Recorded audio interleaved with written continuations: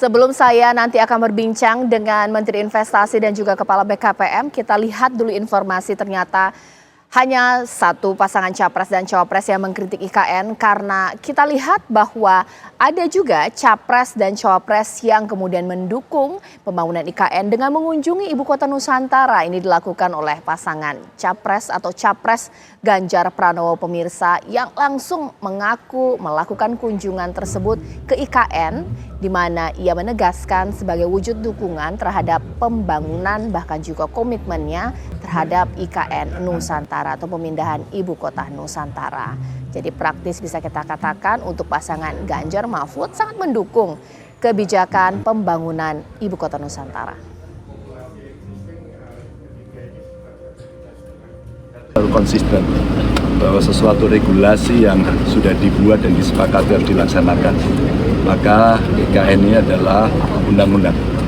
Siapapun yang menjadi presiden harus melaksanakan ini. Tidak bisa tidak. Apa tanggapan Bapak setelah melihat? Sedang membuat mimpi besar akan kemajuan teknologi kota masa depan yang belum pernah ada di dunia dan direncanakan dari nol. Artinya seluruh partisipasi betul-betul dibutuhkan sehingga semua harus mempersiapkan diri. Termasuk satu mungkin yang perlu kita ajak, kita libatkan di tengah gebiar teknologi adalah masyarakat lokal. Agar kemudian dia bisa tune in dan kelak kemudian sense of belonging-nya betul-betul dimiliki. Oke. Iya pemirsa, sebelum saya nanti akan berbincang dengan Menteri Investasi atau Kepala BKPM kita, Bapak Bahlil Lahadalia, saya mungkin minta tanggapan dengan informasi yang tadi sudah kita dengarkan secara bersama-sama bahwa praktis dua pasangan capres-cawapres sangat mendukung pembangunan IKN. Cuman Anies dan juga Anies dan juga Caimin yang tidak mendukung pembangunan IKN dengan mengkritiknya. Mas Zulfikar, kenapa sih? Ini beda sendiri? Boleh dijawab. Ya, ini bukan soal ingin beda sendiri, Mbak, tapi ini berdasarkan hitungan-hitungan teknokratis dan logika dalam proses pembangunan. Memang tujuan yang ingin dicapai dalam pembangunan IKN itu sangat sangat positif buat masyarakat Indonesia, yaitu pemerataan pertumbuhan. Tetapi metode dan pendekatannya dan caranya itu tidak logis, di mana hanya ada satu titik yang ingin dibangun dengan menggelontorkan duit ratusan triliun rupiah. Yang akan mendapat manfaat itu cuma yang berada di titik itu, sementara ada ratusan juta rakyat Indonesia tidak akan mendapatkan manfaat. Jadi kita bicara seperti Pak Trubus bilang tadi, cost and benefit, di mana cost-nya itu terlalu besar, belum lagi ketika kita hitung resiko-resiko yang saya bicarakan tadi, dan manfaat yang akan didapatkan gitu. Jadi kita sekarang berada di dalam momen politik, dan undang-undang IKN dan proyek IKN ini kan sebenarnya keputusan politik yang sebenarnya bisa dan harus dipertanyakan melalui mekanisme politik. Dan karena itu kita memanfaatkan momen ini untuk mengkaji kembali, memikirkan kembali keputusan-keputusan politik yang sudah diambil yang mungkin bisa membawa masalah di kedepan hari 5-10 tahun ke depan gitu. Jadi ini yang sebenarnya dilakukan oleh Pak Anies Baswedan dan Muhaimin Iskandar. Kita berpikir secara rasional dan kita akan selalu mencari solusi-solusi yang tepat untuk menyelesaikan permasalahan bangsa, termasuk masalah ketimpangan regional yang menurut kami tidak bisa diselesaikan dengan pendekatan pemindahan ibu kota, apalagi membangun ibu kota baru ya dari tanah kosong, dari scratch, di mana risikonya itu sangat tinggi. Kita bisa belajar dari beberapa negara yang sudah pernah melakukan itu, misalnya Brasil, mereka memindahkan ibu kota Brasil dari Rio de Janeiro ke Mas Zulfikar, maaf saya potong. Pernyataan Anda bahwa pasangan Anies dan juga Amin ini sama-sama perspektifnya terkait IKN ini perlu dikaji ulang. Berapa kali Caimin mengatakan dukung pembangunan IKN, sudah bagian dari kewajiban undang-undang?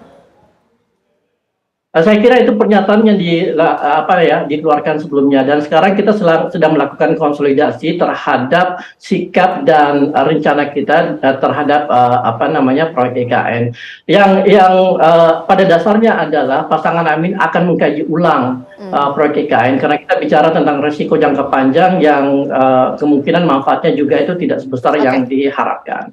Baik. Saya masih menunggu pemirsa Menteri Investasi kita, mungkin sekarang saya ke Pak Trubus. Pak Trubus, sebenarnya gejolak sosial dan juga perpolitikan saat ini memang masuk dalam kajian para investor tidak sih? Karena mungkin banyak berpikir bahwa ya investor akan menginvestasi uangnya kalau untung, tidak melihat gejala sosial yang terjadi. Hiruk pikuk dari ini kan memang masa pilpres, kritik dan kritik adalah bagian dari seni, ini seperti apa? Iya, saya melihat ya sebenarnya mungkin nggak terpengaruh juga lah ya kondisinya. Mereka juga punya penilaian sendiri, punya keyakinan sendiri bahwa selama ini kan memang Presiden sendiri mengatakan memang belum ada yang asing ya, khususnya asing kan belum ada. Jadi menurut saya ini menjadi pemikiran kita bersama dalam arti bahwa untuk ini investornya meyakini bahwa itu akan tetap jalan gitu. Apalagi investor dalam negeri kan juga sudah ada sebagian yang berkomitmen untuk melaksanakan misalnya Mbak seperti itu. Akan tetapi tentu kalau kemudian hiruk pikuk ini politik kan ini sesuatu yang sifatnya wajar saja ya, bagian dari demokrasi. Tetapi orang-orang bisnis itu punya perhitungan tersendiri Mbak. Mau kondisi politiknya seperti apa, kalau dia punya keyakinan akan profit ya dia tetap jalan. Tapi kalau misalnya kondisinya kondisinya stabil tapi kalau profitnya rendah dia tidak akan mengambil apapun gitu kan. Jadi kan hitungannya kan lebih ke hitungan bisnis Mbak. Kalau itu investor itu lebih ke sana. Karena kalau kita menganggap bahwa ini hiruk pikuk situasi politik sekarang karena lagi kampanye demokrasi biasa saling melemparkan gagasan ide lah terlalu kemudian mempengaruhi mereka, saya rasa juga akan akan rugi dia sendiri dalam arti bahwa para investor akan berpikir ulang kalau kemudian menganggap bahwa fenomena ini berpengaruh pada dirinya gitu Mbak. Oke, ya sekarang saya mungkin kembali ke Pak Sulfikar. Pak Sulfikar, ada sejumlah anggapan bahwa kritik terhadap IKN ini ya semacam ya mencari simpati saja gitu loh, karena bagian dari antitesis dari dua pasangan capres dan cawapres yang mendukung IKN. Betul nggak seperti itu? Simpati itu hanya konsekuensi dari kemampuan kita menawarkan satu logika yang lebih tepat dan lebih masuk akal buat masyarakat Indonesia. Dan disitulah kita bermain di dalam tataran politik, di mana Pak Anies Baswedan dan Muhaimin Iskandar itu menawarkan program berbasis pada rasionalitas dan teknokrasi yang matang gitu ya.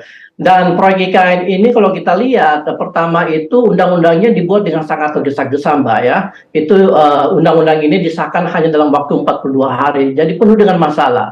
Belum lagi naskah akademiknya yang sangat tidak sangat tidak memadai untuk dikatakan sebagai sebuah naskah akademik yang menjadi basis dari sebuah keputusan politik yang sangat sangat penting. Dan ketiga adalah proses pembangunannya yang sangat tergesa-gesa dengan target-target yang bisa dibilang sangat bombastis gitu ya.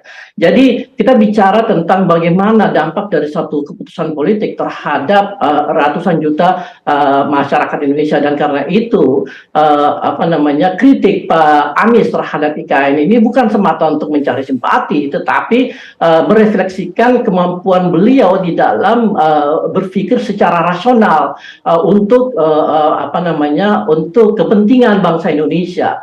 Tetapi bukan berarti mengkritik ini tanpa solusi. Kita juga menawarkan solusi yang menurut hitungan kami jauh lebih tepat, yaitu program reurbanisasi 14 kota yang sudah ada di Indonesia yang menurut kami bisa dilakukan dengan jumlah biaya IKN yang telah dialokasikan oleh pemerintahan Jokowi.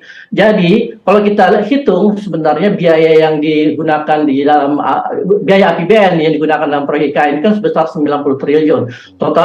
Dari total 466 triliun. Nah, biaya ini sebenarnya bisa dipakai untuk membangun infrastruktur perkotaan di 14 titik, di mana di 14 titik kota ini itu ada 20 juta rakyat Indonesia yang akan mendapatkan manfaat. Coba bandingkan dengan IKN yang sekitar 2 juta dan mungkin sekitarnya sampai 3,5 juta gitu.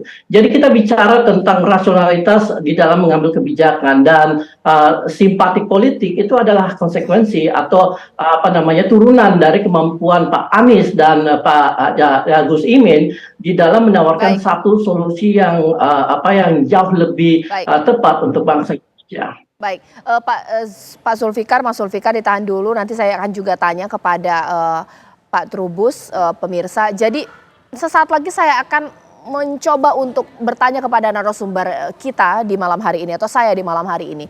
Jadi IKN ini masa depannya seperti apa? Di satu sisi pemerintah ingin menyukseskan, di satu sisi ada capres dan copres ingin menggagalkan. Usai jeda berikut.